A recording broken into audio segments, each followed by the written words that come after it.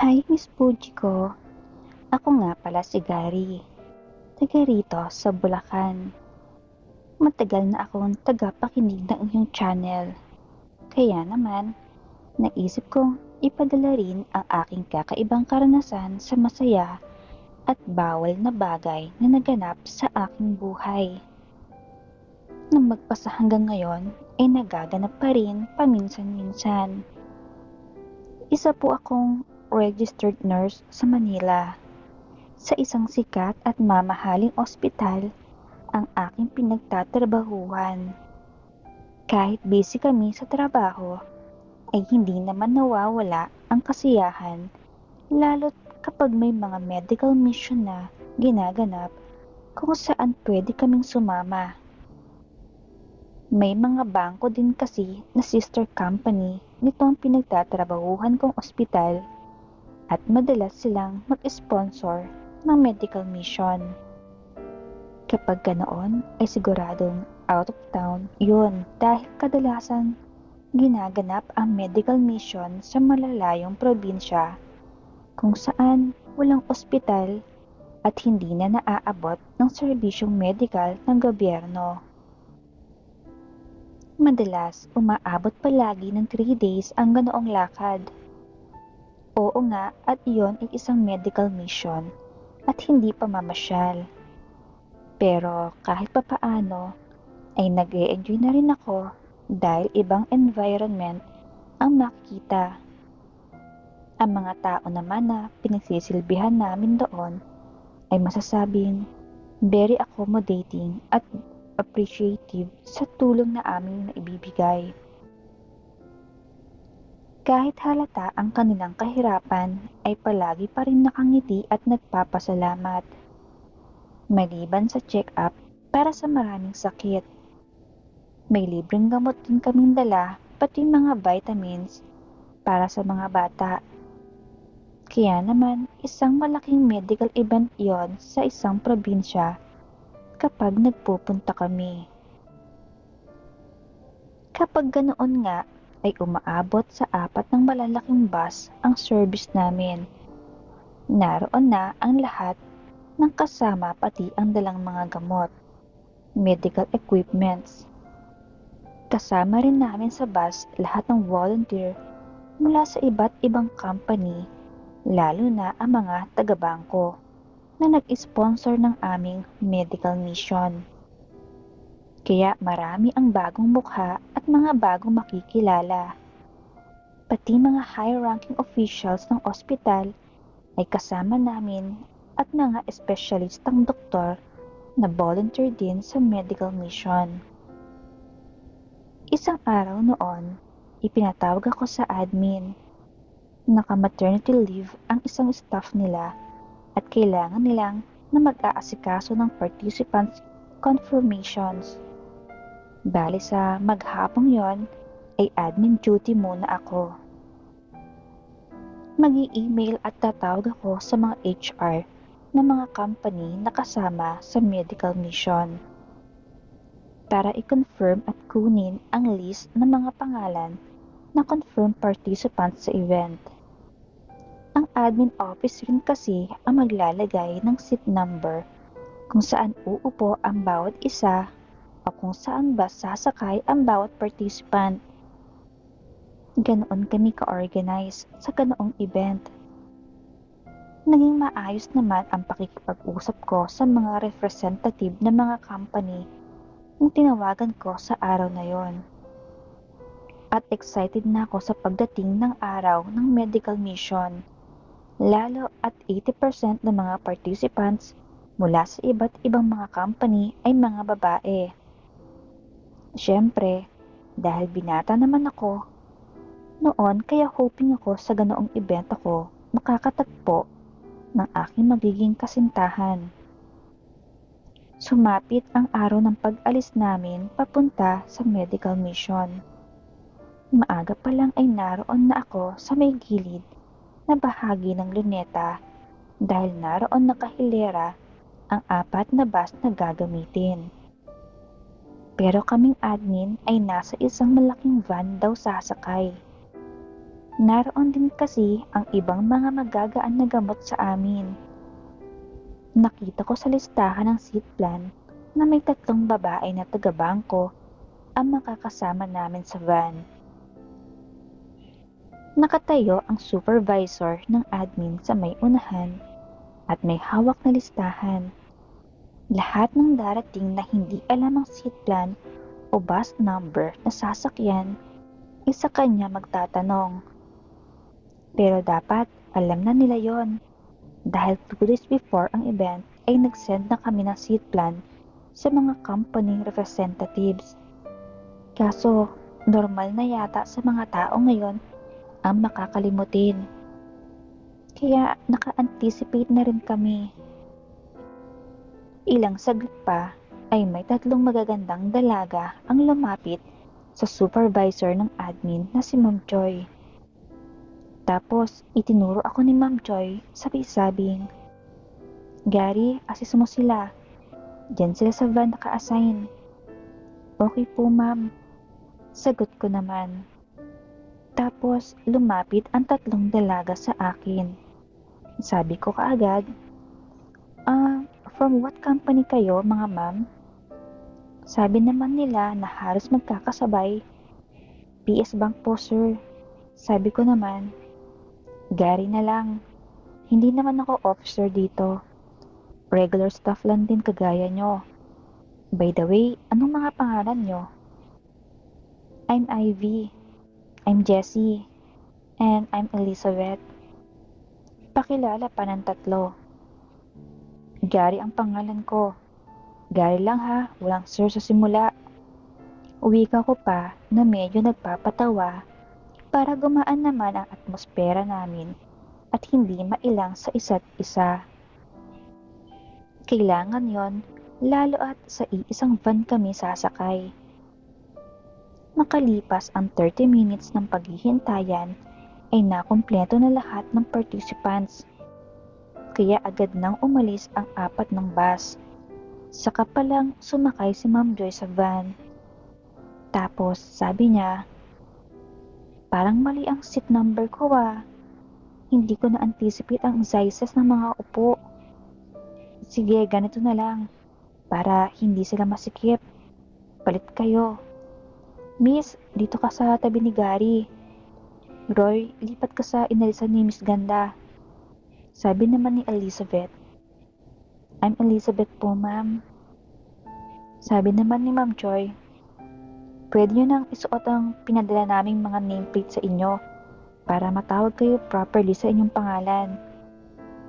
Wika niya, kaya naman inilabas na noong 3 ang nameplate nila. Maging ako ay ikinabit ko na rin ang nameplate ko. Kailangan yun lalo at marami kaming magkakasama na mga taga-ibang company. Hindi ko pala nabanggit Miss Fujiko na sa 3 dalagang kasama namin sa van ay yung si Elizabeth ang masasabing pinakamaganda. Slim ang pangangatawan, may tangkad na 5'6", maputi at makinis. Higit sa lahat, maganda ang muka na napakaamo. At kung gustong malaman ng mga tagapakinig ang kayamanang dala ng dalaga, opo, gifted rin siya doon.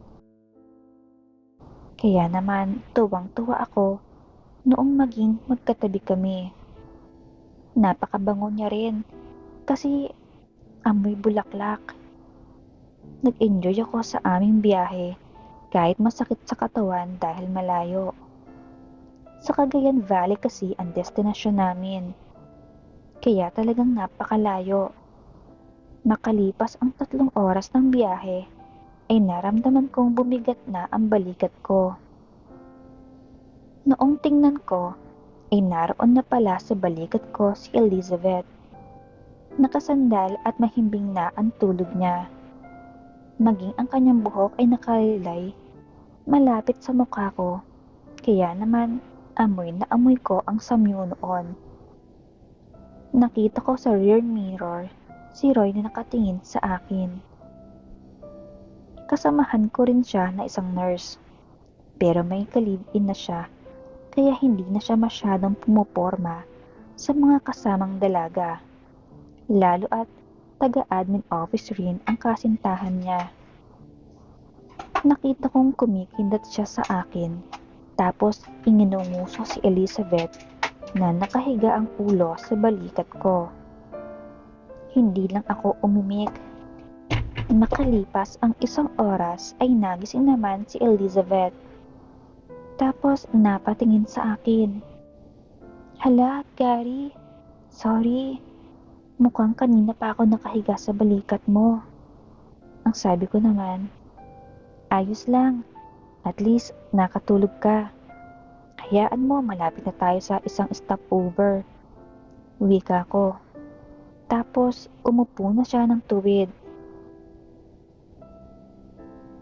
Makalipas ang 15 minutes ay huminto na ang van sa isang malawak na kainan. Doon kami nagsikain. Napansin kong napapadalas na ang pagdikit sa akin ni Elizabeth na para bang kung saan ako uupo ay doon rin siya pupwesto na malapit. Pagkarating namin sa venue ng event ay inassign sila sa triage. Kaya si Elizabeth na ang pinili kong maging assistant. Lalo at nalaman ko na marunong siyang gumamit ng manual na pang-BP. Meron naman kaming dalang automatic na pang-BP. Kaso kapag nalulubat ay hindi na accurate. Kaya kailangan na ng manual. Naging masaya at exciting ang aming pag-duty sa triage. Kakaiba din ang mga ngiti niya sa akin na tila ba meron na kaming pagkakaintindihan. Kinagabihan noon, matapos makakain, ay magkakasama kaming nakatambay sa harapan noong simbahan na aming tinuluyan. Katabi ko uli si Elizabeth at doon na kami nagkukwentuhan ng mas malalim pa. Doon ko nalaman na isang doktor ang kanyang ina. Kaya pala marami siyang alam sa mga bagay-bagay patungkol sa medical procedures. Well-trained din pala siya ng kanyang ina. Pero hindi niya raw trip ang maging doktor. Kaya accountancy ang kursong kinuha niya at natanggap nga siya sa bangko bilang accounting analyst. Habang tumatagal ang aming kwentuhan, ay mas lalo kaming nagiging malapit sa isa't isa. Hanggang sa namalayan ko na lang na naghahawak na kami ng kamay kapag naglalakad. Madalas din kasi siyang kumapit sa braso ko kapag naglalakad kami sa maputik o mabatong daan, kaya nasanay na ako na nakahawak siya sa akin. At hindi na rin ako naiilang na hawakan siya sa kamay. Pagka-uwi namin sa Maynila, ay sabi ko sa kanya, Elizabeth, can I get your number? Sabi niya naman, number lang? Hindi kasama ang address? Ha? Bakit kasama ang address? Malay ko kung gusto mo rin akong dalawin sa bahay. Sige, kunin ko na rin. Wika ko pa. Doon na nga nagsimula ang aming regular na pag-uusap via chat. Isang araw noon, araw yun ng Sabado, nag-text siya sa akin. Gary, nasaan ka? Sa ospital. Ha? May duty ka? Oo pero maaga ang out ko. Later mga 4 p.m. Ah, mabuti. Pwede ba magkita tayo? Pasyal tayo sa Luneta? Maglalakad-lakad lang din after noon. May dinner tayo bago umuwi. Okay, sige, fine. It's fine with me. Sabi ko pa. Habang nagtatrabaho ako ay excited ako na sumapit ang oras ng aking out. Dahil yon ang unang beses na magkikita kami ni Elizabeth after ng medical mission. Sumapit ang 4:00, nagulat ako. Dahil pagkalabas ko ay naroon siya sa labas sa may entrance na katayo. Ang Ang sabi ko sa kanya, akala ko ba sa SM na tayo magkikita? Sabi niya naman, maaga kong gumayak dahil wala na akong ginagawa sa bahay. Kaya umalis na ako na maaga. So, let's go? Wika niya at inabot ang kamay sa akin na para bang gusto niyang mag-holding hands kami habang naglalakad. Kaya inabot ko na rin at naglakad na nga kami ng magka-holding hands. Sumakay kami ng jeep biyahe Mabini at doon kami bumaba sa may Malati Church, tapat ng Raha Sulaiman. Tapos, tumambay muna kami doon sa harapan ng fountain.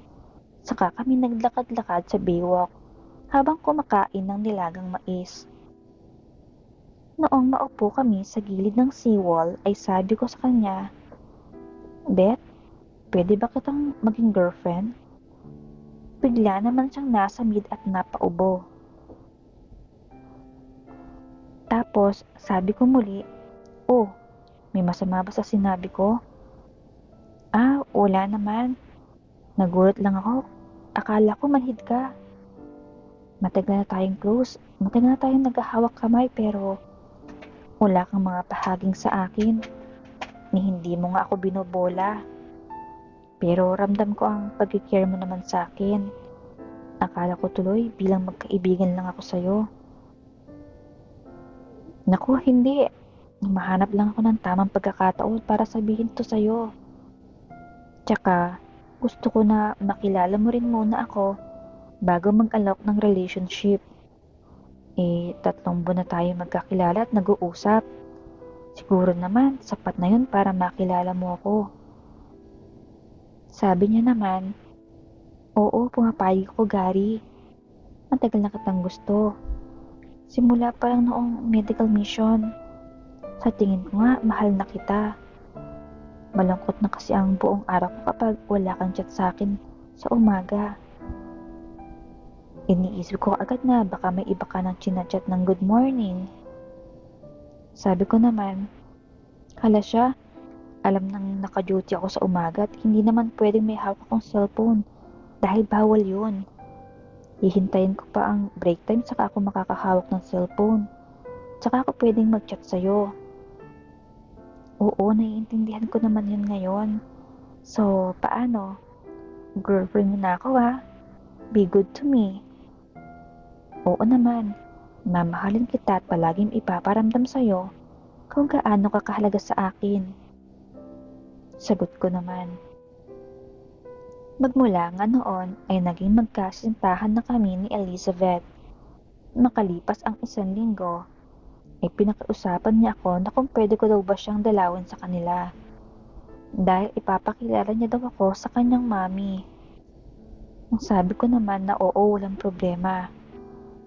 Sumapit ang araw ng Sabado. Nag-out ako ng 3:00 ng hapon para mas maaga akong makarating sa kanila. Pagkarating ko doon ay chinik kong mabuti kung tama ba ang address na ipinadala niya. Noong maisip ko na tama ay pinindot ko na ang doorbell. Nakakailang pindot na ako ay wala pa rin nagbubukas ng gate. Kaya kinuha ko ng cellphone ko para tawagan sana si Elizabeth. Nang biglang bumukas ang gate. Isang nasa katamtamang edad na babae ang nagbukas. Sa estimate ko ay mukha lang siyang late 30s o mga early 40s. Pero hindi lalampas ng 43 years old. Makinis, maputi at talagang maganda. Kaya saglit akong natulala. Ang sabi niya, Sir, ano po yun? Ang sabi ko naman, ako po si Gary, boyfriend ni Elizabeth. Dadalawin ko po sana siya. Nandito ba siya? Naku, oo nga pala. Nabanggit niya na darating ka. Kaso, inutusan ko siyang pick upin ng isang package sa kaibigan ko. Pero kanina pa yun umalis. Malamang paparating na yon. Halika, tuloy ka muna. Hintayin mo na lang siya sa may loob. Salamat po. Sagot ko pa. Tapos pumasok na ako sa gate. Naon na siya sa paglalakad. Habang naglalakad ay sabi ko, "Ate, narito ang nanay ni Elizabeth." Napatingin siyang bigla sa akin habang malaki ang ngiti. Kaya nagtaka ako. Ang sabi niya pa, "Seryoso ka ba sa tanong mo?" Opo. Ang sabi kasi ni Elizabeth na ipapakilala niya daw ako sa mami niya. Tsaka hindi niya nabanggit sa akin na may magandang ate pala siya. Nakita kong namula ang mga pisngi niya.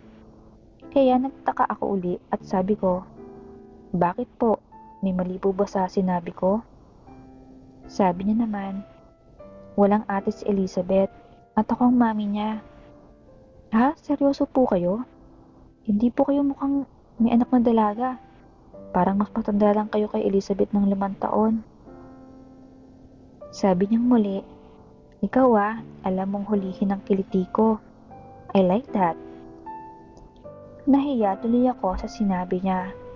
Tapos, pinaupo niya na ako sa sala, saka siya nagpunta sa may kusina. Pagkabalik, ay may dala na siyang sandwich at juice. "Magmeryenda ka muna habang iniintay natin si Elizabeth." "So, ilang taon ka na, Gary?" 27 years old na po.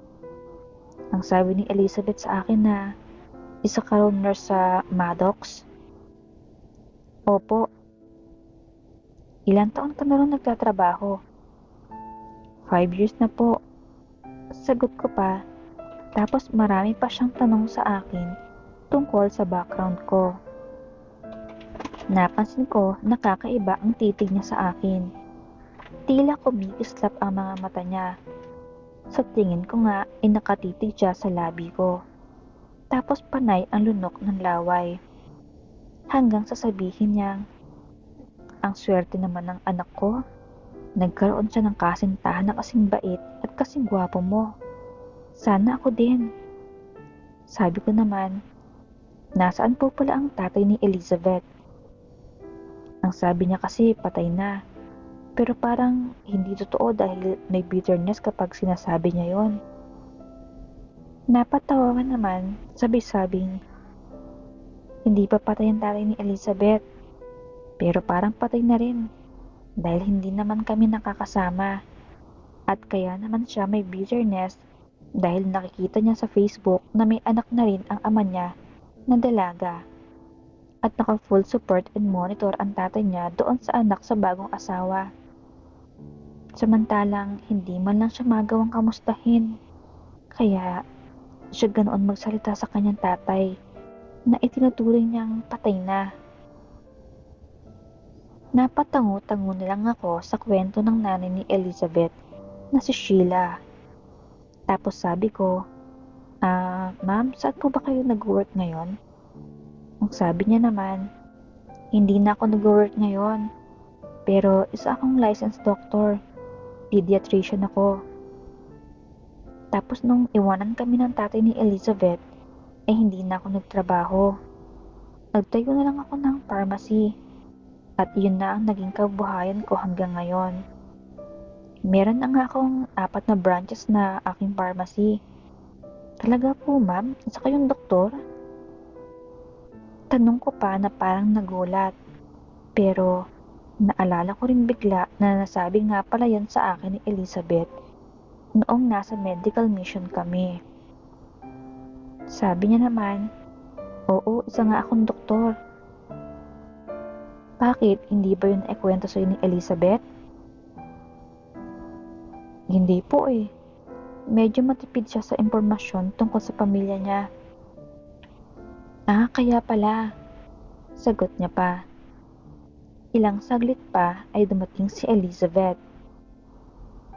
"Hi babe, narito ka na pala? Akala ko naman mauuna akong dumating sa'yo dito bago ka makarating. Kaya hindi ko na sinabi sa'yo na umalis ako ng bahay." "Okay lang babe. At least nagkaroon kami ni mami mo ng oras na makapag-usap ng kami lang. Mabuti kung ganoon. So, mami, hindi ko na kailangang i-introduce sa'yo si Gary. Nakapag-usap na pala kayo eh." "Oo anak, ayos na. Mabait at responsabeng tao ang boyfriend mo. Kaya ingatan mo siya. Ikaw rin, Gary. Ingatan mo at mahalin mo ang anak ko, ha? Opo, tita. Sagot ko pa. Magmula noon ay madalas na akong dumalaw sa kanila, lalo kapag day off ko. Kaso ang isang day off ko ay araw ng Martes, kaya wala noon si Elizabeth sa bahay dahil may pasok siya noon sa bangko. Kaya naman madalas kami ni Sheila lang ang nagbabanding sa buong araw. Madalas kami magluto ng mga masasarap na pagkain. Bali, pag nakapunta ako sa kanila ng umaga, ay dadaan na ako sa palengke at bibili ng lulutuin namin. Halimbawa, bangus at tilapia na ipapaihaw namin. Minsan naman, ingredients para sa baking dahil mahilig rin si Sheila mag-bake. Isang araw noon, habang nag-iihaw ako ng bangus, ay naroon na siya sa tabi ko at nakadikit.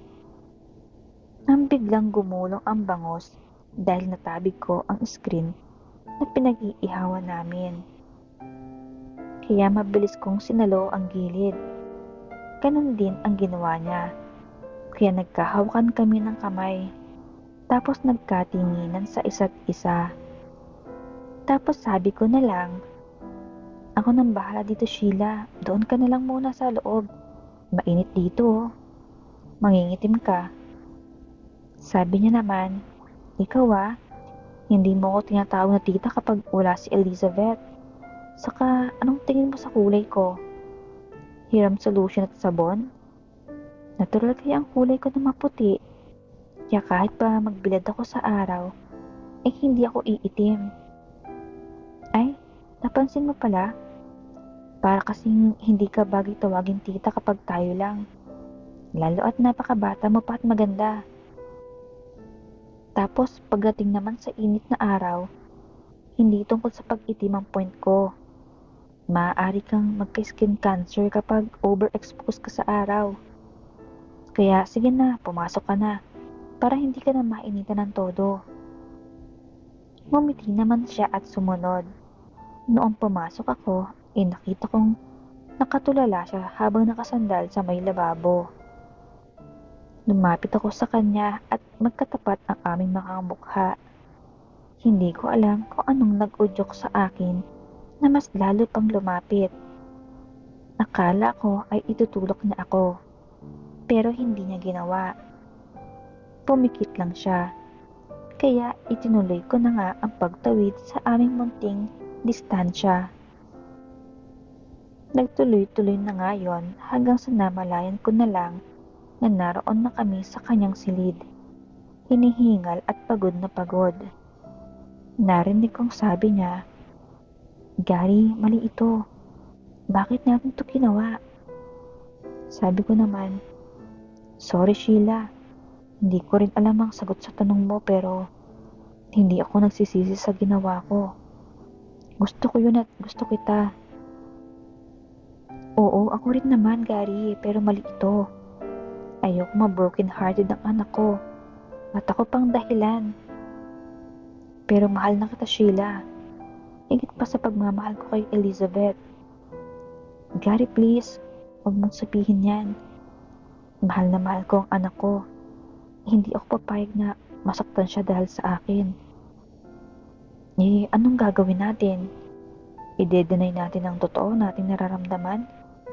Sabi niya naman, "Ganito na lang. Ipagpapatuloy natin ang ating lihim na ugnayan basta't ipapangako mong walang ibang makakaalam nito at hindi mo rin hihiwalayan ang anak ko. Ipaparamdam mo sa kanya na mahal mo siya. Kung kailangan mo magpanggap ay gawin mo alang-alang sa akin."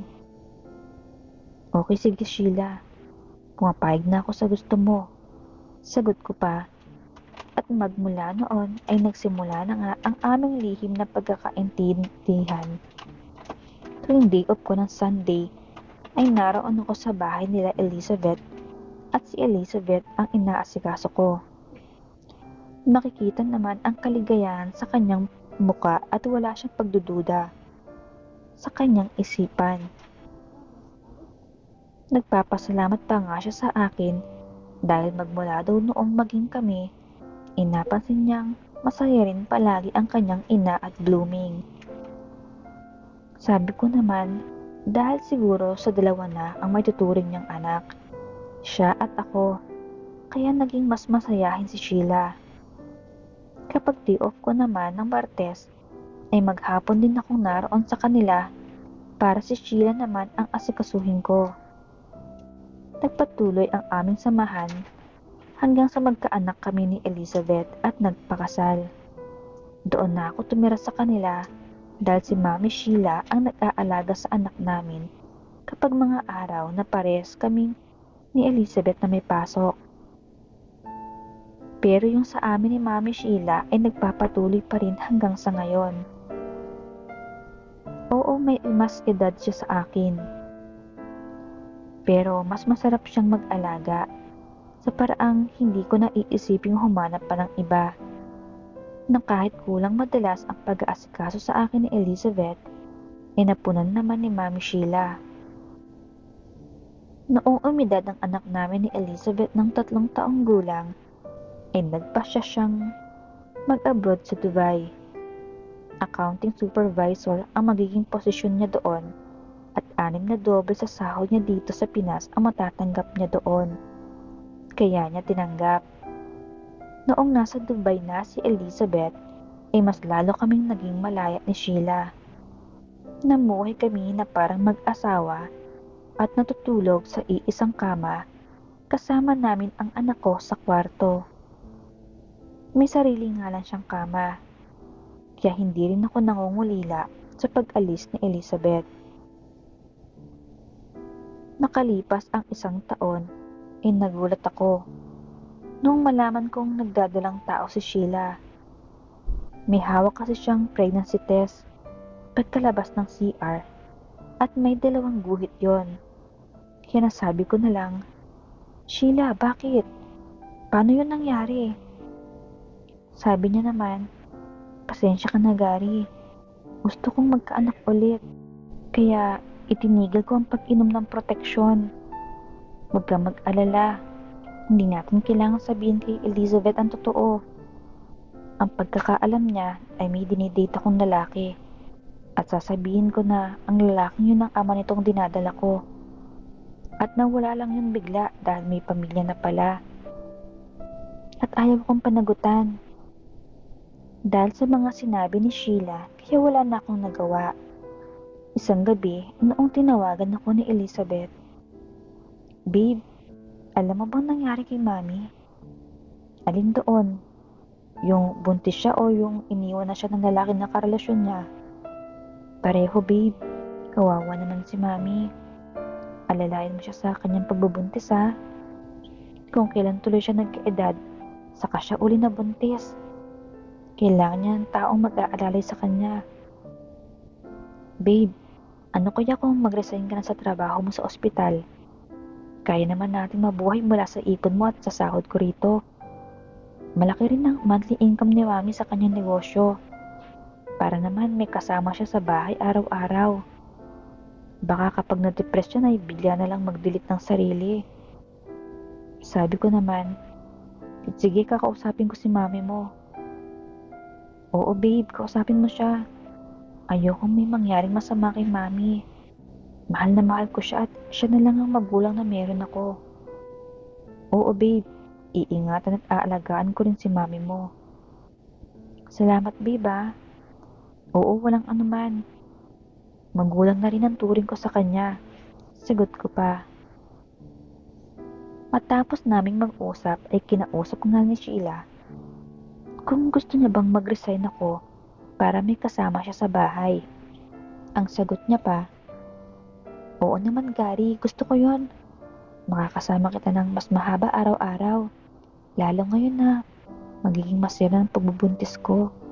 Dahil 42 na ako. At saka pagdating naman sa pera, sobra-sobra sa pangangailangan natin ng income ng negosyo ko. Next month nga at magdadagdag na naman ako ng 2 branches. Kaya hindi mo na kailangan maghanap buhay. Lahat ng pera at kayamanan na meron ako ay para sa'yo rin yon. Dahil nag-iisang anak ko si Elizabeth.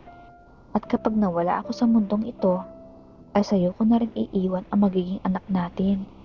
Kaya wag mo nang alalahanin ng pera. Okay, sige. Sabi mo eh. Sagot ko pa.